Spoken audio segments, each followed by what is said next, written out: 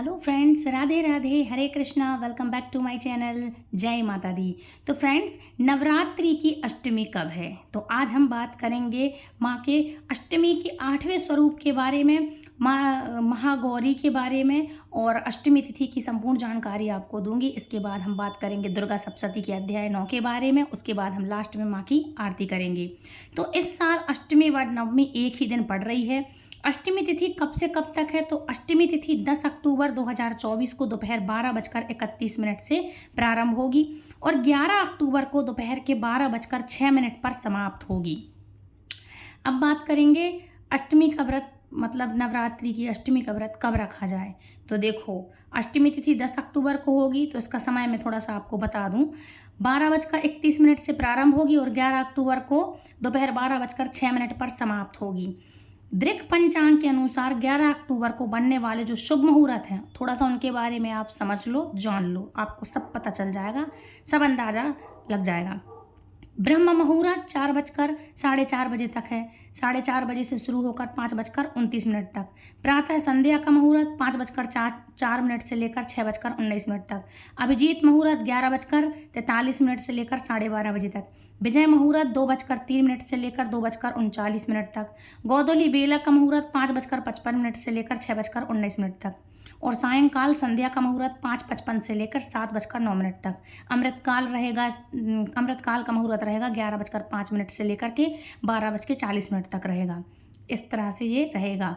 अब बात करेंगे नवमी के राहुकाल समय का। तो 11 अक्टूबर को राहुकाल समय सुबह 10:40 से दोपहर 12:07 तक रहेगा। इस टाइम आपको जैसा भी जो भी करना हो या ना करना हो वैसा आप कर लेना, क्योंकि मैंने सारे आपको मुहूर्त बता दिए हैं।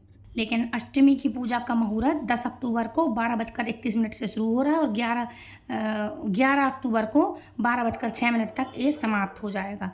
अब बात करेंगे अष्टमी तिथि का महत्व क्या है, क्योंकि चूँकि दोनों तिथियां एक साथ पड़ रही हैं, तो अष्टमी और नवमी तिथि का बता दूं मैं कि इसका महत्व क्या है। तो इस दिन माँ भगवती की उपासना की जाती है। महाअष्टमी के दिन से माँ दुर्गा का शुभारंभ हो जाता है और इस दिन महा स्नान एवं षोडोपचार से पूजा की जाती है। मान्यता है कि दुर्गाष्टमी के दिन व्रत का पालन करने से व्यक्ति को सुख, समृद्धि और ऐश्वर्य की प्राप्ति होती है। वह जीवन में आ रही समस्त समस्याएं, पूरी जितनी भी बाधाएं हैं, वो सब दूर हो जाती हैं। अब बताऊं कि अष्टमी है कब, जो बहुत कन्फ्यूज़न है। तो 10 अक्टूबर को ही खास अष्टमी, मतलब बुधवार को 10 अक्टूबर को सप्तमी और 7वां दिन है। और इस दिन 10 अक्टूबर को अष्टमी का दिन है। अष्टमी और नवमी का एक साथ दिन मनाया जाएगा। इस साल शारदीय नवरात्र में सप्तमी तिथि और अष्टमी तिथि एक ही दिन है, तो जो कि 10 अक्टूबर को है। शास्त्रों के अनुसार नवरात्रि में जब सप्तमी और अष्टमी एक साथ होती है तो उस दिन दुर्गाष्टमी का व्रत उस दिन नहीं करना चाहिए, उसे निषेध माना जाता है। इसलिए इस साल 11 अक्टूबर 2024 को ही अष्टमी और नवमी दोनों मनाई जाएगी, यानी अष्टमी और नवमी पर व्रत रखने वाले 11 अक्टूबर को ही व्रत रख सकते हैं, जिसको व्रत रखना है। शारदीय नवरात्र का आप जब पारण करेंगे 9 दिनों के उपरांत, तो आपको कैसे क्या करना चाहिए। तो देखो, पूरे जब आपने अपने 9 दिन के व्रत किए हैं, तो 9 दिन के व्रत में आप नवमी का भी व्रत कर लें। इसके साथ आपके घर में कुल देवी की पूजा होती हो, कुल देवता की पूजा होती है, तो उनकी पूजा करके नारियल, हवन इत्यादि वगैरह आप जिन सब चीज़ों से निवृत्त होकर, या तो आप कन्या भोजन कराएं। जब आपके यहाँ अठवाई चढ़ जाती हैं तो उसके बाद कन्या भोजन होता है, तो कन्या भोजन के पश्चात आप पारण कन्या पूजन के पश्चात कर सकते हैं। और यदि आप नवमी की तिथि को कर रहे हैं, पूरे 9 दिन का व्रत करते हैं, तो ये सब पूजा पाठ करने के पश्चात आप कन्या पूजन के बाद, हालांकि नवरात्रि व्रत पारण के लिए सबसे उपयुक्त समय नवमी की समाप्ति के बाद माना जाता है, मतलब जो नवमी पूरा लास्ट समाप्त हो जाए और 10वीं के दिन खाएं, आप अन्न ग्रहण करें। तो आप कन्या पूजन करने के पश्चात ही आप अपना व्रत का पारण करें। इस तरह से आपको करना चाहिए। ये व्रत का पारण है और यही प्रचलित है कि पूरे 9 दिन तक आपको कंप्लीट करना चाहिए। काफ़ी लोग क्या होते हैं, नवमी के दिन पूजा करी और खाना खा लिए, तो वो 8 तक का व्रत कहलाएगा अष्टमी का, और नवमी का आपने आधे दिन का कर लिया और खा लिया, तो पूरे 9 दिन कंप्लीट हो जाए, 10वें दिन आपको पारण करना चाहिए। कन्या भोजन के पश्चात कन्याओं को आपको भोजन कराना है। उसके बाद जब तक आपके यहाँ हवन, यज्ञ, जप तप इत्यादि जो भी आपके यहाँ होता हो वो भी सब कंप्लीट हो जाएगा। उसके बाद 10वीं तिथि को आपको कन्या पूजन कराना चाहिए। और यदि आप नवमी को या अष्टमी को कराते हैं तो करा लें, लेकिन व्रत का पारण आप 9 दिन कंप्लीट होने के बाद ही करना। इस तरह से आपको व्रत का पालन करना चाहिए। अब बात करेंगे नवदुर्गा में माँ अष्टमी के दिन अष्टम रूप में अवतरित होने वाली महागौरी के बारे में। अष्टमी का रूप महागौरी के बारे में है, तो चलिए जानते हैं सब कुछ माँ के बारे में कि अष्टमी महागौरी का क्या महत्व है, क्या थी इनकी कथा, हर चीज़ में बताऊंगी आपको। तो देवी पार्वती का जन्म राजा हिमालय के घर हुआ था। 8 वर्ष की उम्र में ही उन्होंने अपने पूर्व जन्म की घटनाओं का आभास हो गया था उनको। तब से ही वह भगवान शिव को पति के रूप में पाने के लिए तपस्या में लीन हो गई। तपस्या माने शुरू कर दी। तपस्या से देवी पार्वती को महान गौरव प्राप्त हुआ था, इसलिए उनका नाम महागौरी पड़ा। इस दिन दुर्गा सप्तशती का पाठ करने से विशेष फल की प्राप्ति होती है। महागौरी की कथा क्या है? तो मान्यता है कि महागौरी की पूजन या पूजा करने से धन व सुख समृद्धि की प्राप्ति होती है। महागौरी गौरवर्ण की है और उनके आभूषण और वस्त्र श्वेत रंग के हैं। गौर मतलब बिल्कुल सफ़ेद भूरे रंग की हैं, माँ गौरी हैं, और उनके वस्त्र और आभूषण भी श्वेत हैं।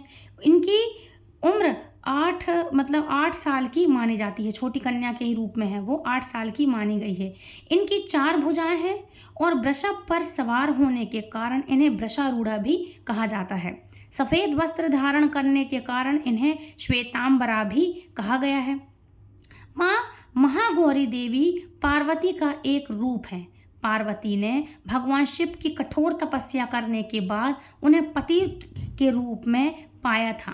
कथा है कि एक बार देवी पार्वती भगवान शिव से रुष्ट हो गईं। इसके बाद वह तपस्या पर बैठ गईं। जब भगवान शिव उन्हें खोजते हुए पहुँचे तो वह चकित रह गईं। पार्वती का रंग, वस्त्र और आभूषण देखकर उमा को गौरवर्ण का वरदान देते हैं महादेव। महागौरी करुणामयी, स्नेहमयी, शांत तथा मृदुल स्वभाव की हैं। माँ महागौरी की आराधना सर्वमंगल मांगल्ये शिवे सर्वार्थ साधिके शरण्ये त्र्यंबके गौरी नारायणी नमस्तुते, इस तरह से आपको करनी चाहिए माँ की आराधना। इसी मंत्र से माँ की आराधना की जाती है। कहा जाता है कि एक बार भूखा शेर उन्हें निवाला बनाने के लिए व्याकुल हो गया, पर उसके तेज के कारण वह असहाय हो गया। इसके बाद देवी पार्वती ने उसे अपनी सवारी बना लिया था। माँ के 8वें स्वरूप महागौरी की आराधना करने से धन सुख समृद्धि की प्राप्ति होती है। तो ये उनकी छोटी सी कथा है। शारदीय नवरात्र की अष्टमी व नवमी तिथि हिंदू धर्म में बहुत महत्वपूर्ण मानी गई है। अष्टमी तिथि को माँ दुर्गा के महागौरी स्वरूप व नवमी को सिद्धिदात्री की विधिवत पूजा की जाती है। इसका विधान है। इस साल नवरात्रि में चतुर्थी तिथि का क्षय है और नवमी तिथि की वृद्धि होने के कारण लोगों में बड़ा ही असमंजस की स्थिति बनी हुई है। तो नवमी तिथि को लेकर असमंजस की स्थिति हो जाने के कारण कुछ चीज़ें ऐसी हैं जो आपको अभी मैंने बताई हैं, जो आप कर लेना, अपने हिसाब से करना, लेकिन व्रत का पारण आप सही समय पर करिएगा। अष्टमी तिथि पर क्या करना चाहिए? तो माँ दुर्गा की विधिवत पूजा कैसे करें? स्नान आदि करके आप मंदिर को साफ सफाई से अपने कर लें। आप स्वयं निवृत्त हो जाएं जब सब चीज़ों से, स्नान आदि करके अपने मंदिर की साफ सफाई करें। माँ दुर्गा का जल से अभिषेक करें। मूर्ति हो, फोटो हो तो छिड़काव करें गंगा जल का। माँ दुर्गा का पंचामृत सहित गंगा जल से अभिषेक करें। और अब माता को लाल चंदन, सिंदूर, श्रृंगार का सामान और लाल पुष्प अर्पित करें। मंदिर में घी का दीपक प्रज्वलित करें और पूरी श्रद्धा के साथ माता दुर्गा की आरती जरूर से करें। हिंदू धर्म में और भारत देश में सदियों पुरानी परंपरा है, सांस्कृतिक परंपरा है कि दुर्गा अष्टमी पर देवी दुर्गा को अन्न का भोग लगाया जाता है, नैवेद्य चढ़ाया जाता है, जिसमें हलवा, पूरी और चना शामिल होता है, खीर होती है शामिल, सब्जी, हलवा, पूरी, नैवेद्य, इन सब चीज़ों का माँ को भोग लगाया जाता है। प्रसाद स्वरूप में भगवान को आप भोग लगाएं और यह प्रसाद भक्तों में वितरण करें, कन्याओं को भी पवाएं और स्वयं भी फिर पारण के बाद आप भी खा सकते हैं। ये पवित्रता और जीवन का प्रतीक माना जाता है। हलवा का अर्थ है प्रचुरता, पूरी का अर्थ है पोषण और चना का अर्थ है शक्ति। हलवा, पूरी, चना, ये सब माँ को भी भोग लगता है और आप स्वयं भी खा सकते हैं। अच्छा, अष्टमी के दिन कौन सा पाठ करना चाहिए? तो देखो, नवरात्रि में तो 9 दिनों तक आपको दुर्गा सप्तशती का पाठ करना चाहिए। दुर्गा सप्तशती है, दुर्गा चालीसा है, मेरे चैनल पर जाकर आप हर वीडियो में देख सकते हैं। दुर्गा चालीसा, दुर्गा सप्तशती के पूरे अध्याय हैं और माँ दुर्गा के संपूर्ण 108 नाम हैं। तो इस तरह से आप ये पाठ कर लें, कर नहीं सकते तो आप सुन लें, इसमें आपको पूरे 9 दिनों का पुण्य मिल जाएगा। अष्टमी और नवमी जो साथ पड़ रही है चूँकि, तो इस दिन आप दोनों दिन मतलब जब भी जैसा कर सकें तो हलवा, पूरी, खीर, चना, इन सब चीज़ों का आप भोग लगा सकते हैं। और फल कौन सा पसंद है तो माँ दुर्गा को आप कोई भी अपने ऋतु के अनुसार फल का भोग लगा सकते हैं, केले का भोग लगा सकते हैं, इन चीज़ों का आप भोग लगा सकते हैं। अब बात करते हैं कि माता रानी को फूल कौन सा पसंद है। तो देखो, गुलदाउदी जो है ना, बट वृक्ष के फूल होते हैं जो गुलदाउदी उसको बोलते हैं, आपने देखा होगा, उसके फूल काफ़ी पसंद है माँ को। ये 99% लोगों को नहीं पता होगा कि गुलदाउदी का जो फूल होता है, बट वृक्ष के फूल, वो बहुत पसंद होते हैं माँ को। तो उस तरह से आप उसका तोड़ के अगर आपको कहीं मिल जाए तो माँ को आप चढ़ा सकते हैं। नहीं तो जासुन है, गुलाब है, कमल है, इस तरह से आप कर सकते हैं। अच्छा, इस दिन कपड़े कौन से पहने और माँ को कलर कौन सा पसंद है? तो देखो, इस दिन देवी माँ को आप ऑरेंज कलर का पहन सकती हैं, रेड कलर बहुत पसंद है माँ को, वाइट कलर पसंद है, वाइट कलर इनका पूरा श्वेतांबर है, ये खास कलर हैं। तो इस तरह से आप पहन सकते हो। वाइट कलर के, भूरे कलर के वस्त्र पहनना, आप भी पहनना, और माँ को भी आप पोशाक वगैरह यदि करना चाहें तो इस तरह से आप उनको वाइट या भूरे कलर की पोशाक आप चढ़ा सकते हैं। और गुड़हल का फूल, जिसको हम जासुन बोलते हैं, गुड़हल का फूल आप माँ को अर्पित कर सकते हैं। दरअसल गुड़हल के फूल में माँ दुर्गा का वास माना जाता है। तो दुर्गा के नवरात्रों में 9 दिन भी यदि आप गुड़हल का फूल चढ़ाते हैं तो उसमें कोई दिक्कत नहीं है। ऐसा नहीं कि आप अलग अलग फूल चढ़ाएं, गुड़हल के फूल में ही माँ दुर्गा का वास है, इसलिए आप वो फूल मिले तो आप वो भी माँ को अर्पित कर सकते हैं, चढ़ा सकते हैं। इससे घर में आपके सुख समृद्धि और धन धान्य में कोई कमी नहीं रहती है, साथ ही व्यक्ति को धन संपदा की भी प्राप्ति होती है। तो इस तरह से आप कर सकते हैं। अब बात करेंगे माँ का मंत्र कौन सा है। तो मंत्र है ओम जयंती मंगला काली भद्रकाली कपालिनी दुर्गा क्षमा शिवा धात्री स्वाहा स्वधा नमस्तुते। और या देवी सर्वभूतेषु महागौरी रूपेण संस्था नमस्तस्यै नमस्तस्यै नमस्तस्यै नमो नमः। ये महागौरी माँ का मंत्र है। इस तरह से आप उनकी पूजा कर सकते हैं, आराधना कर सकते हैं। एक और मंत्र है, हर तरह से हर चीज़ को, माँ को और हर धन दौलत सुख संपत्ति संपदा और किसी इंसान तक को अट्रैक्ट करने की जिस चीज़ में क्षमता है वो बीज मंत्र मैं आपको बता दूं। ये बीज मंत्र आप 9 दिनों में हर दिन कर सकते हैं।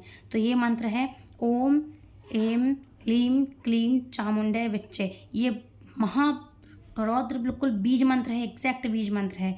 या फिर ये कर लेना, या देवी सर्वभूतेषु, है ना, ये जो मैंने आपको बताया ये वाला आप कर सकते हैं। मूल मंत्र भी ये है ओम सर्व मंगल मांगल्य शिवे सर्वार्थ साधिके शरण्य त्र्यंबके गौरी नारायणी नमस्तुति। ये कहलाता है मूल मंत्र। ये मूल मंत्र भी रहता है। काफ़ी लोगों को जिन्होंने दीक्षा वगैरह ली है ये उनके सिद्ध मंत्र भी होते हैं। तो इस तरह से आप कर सकते हैं। तो ये है अष्टमी और नवमी की 9 दिन की जानकारी। आई होप आज की वीडियो आपको पसंद आई होगी। यदि कहीं कन्फ्यूज़न है तो प्लीज़ मुझे कॉमेंट करके ज़रूर से बताना। तो कोई भी प्रॉब्लम हो तो आप मुझसे पूछ सकते हैं। अब बात करेंगे हम नवरात्रि में 9वें अध्याय के बारे में। दुर्गा सप्तशती का 9वां अध्याय शुरू हो रहा है। कल के अध्याय में हमने ये सुना था रक्त बीज का, जब रक्त बीज मारा गया तो सभी देवी देवता भाव विभोर होकर माँ की जय जयकार करने लगे। इसके बाद राजा ने कहा, 9वें अध्याय का आगे का ऋषि से राजा ने कहा, हे भगवान, आपने रक्तबीज के वध का वर्णन तो मुझे सुना दिया, अब आप आगे का वृतांत बतलाइए कि उन शुंभ और निशुंभ दानवों ने क्या किया।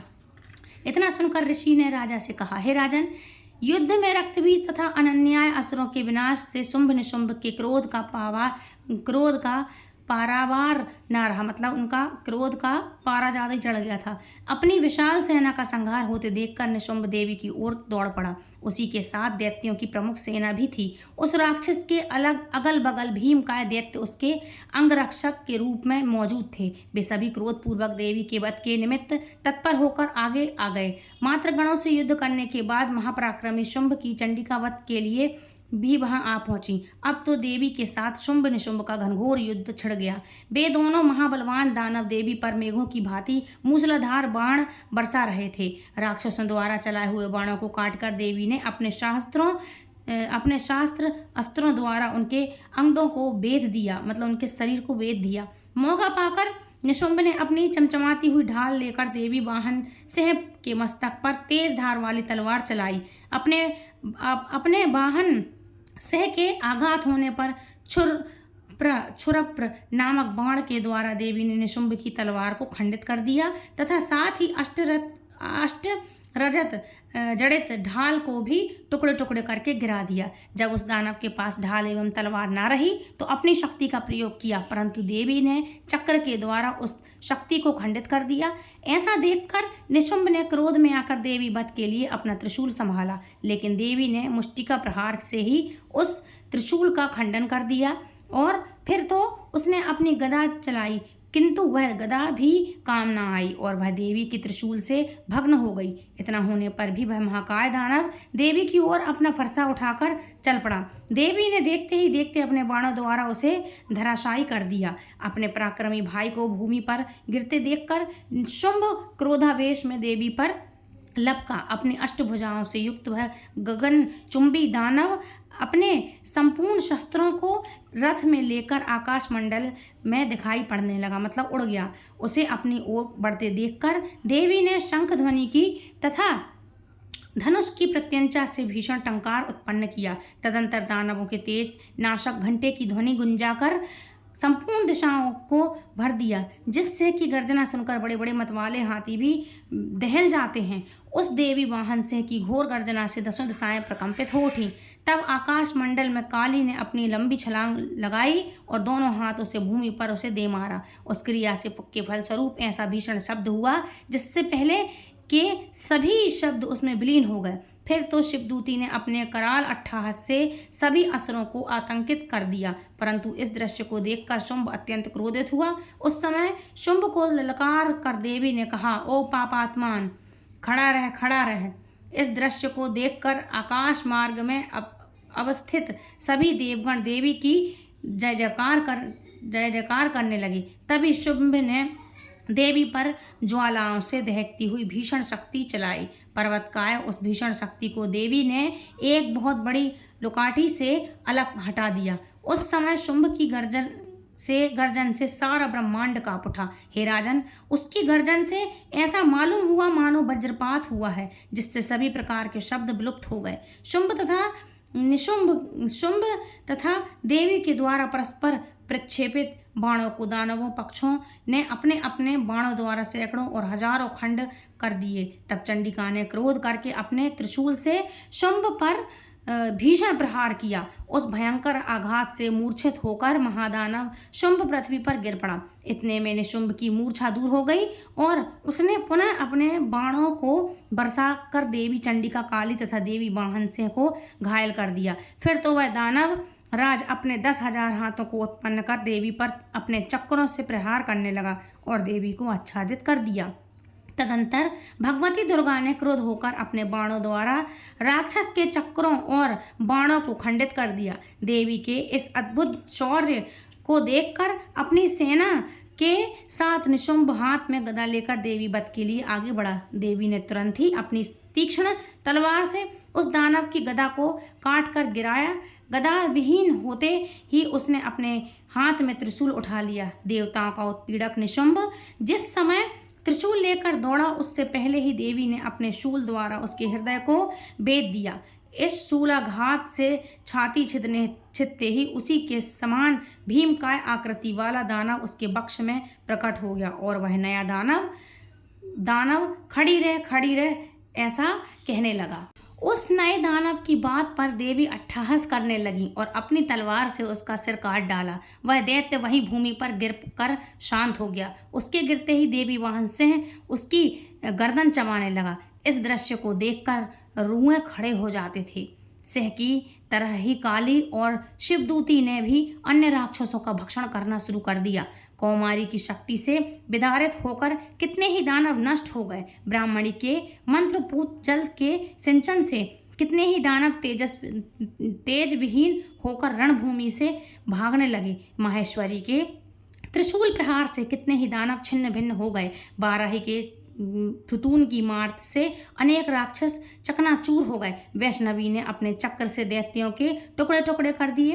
ऐन्द्री के वज्रघात से कितनों की चीथड़े हो गए थे।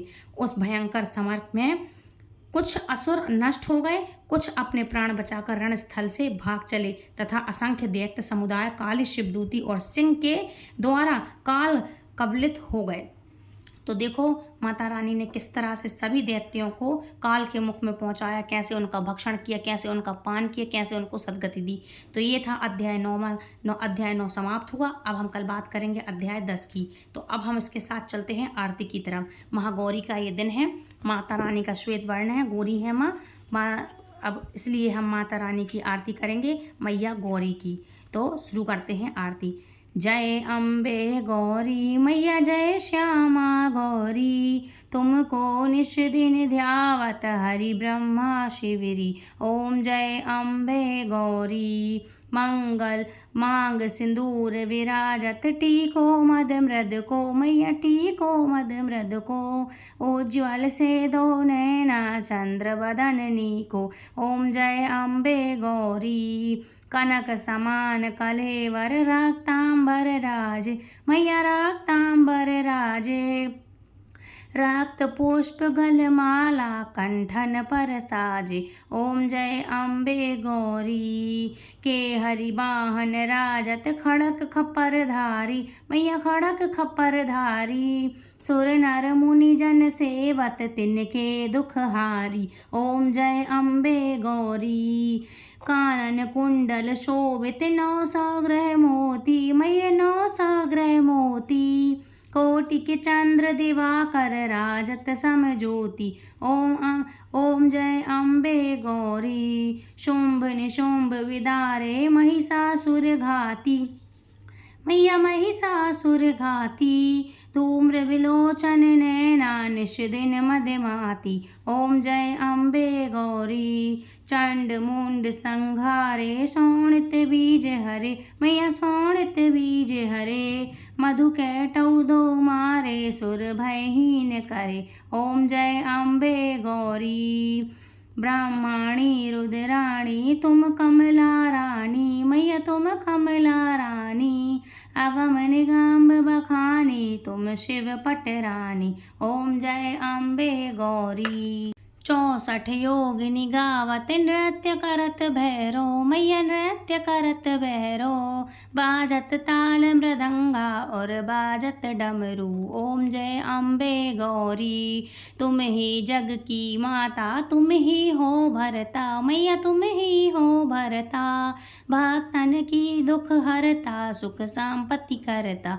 ओम जय अम्बे गौरी भुजाचार अति शोभित बर मुद्राधारी मैया बर मुद्राधारी, मन वांछित फल पावत सेवत नर नारी। ओम जय अम्बे गौरी कंचन थाल विराजत, अगर कपूर बाती मैया अगर कपूर बाती, श्रीमल के तुम राजत कोटि रचन ज्योति। ओम जय अम्बे गौरी श्री अम्बे जी की आरती जो कोई नर गावे मैया जो कोई नर गावे, कहते शिवानंद स्वामी मन वांछित फल पावे।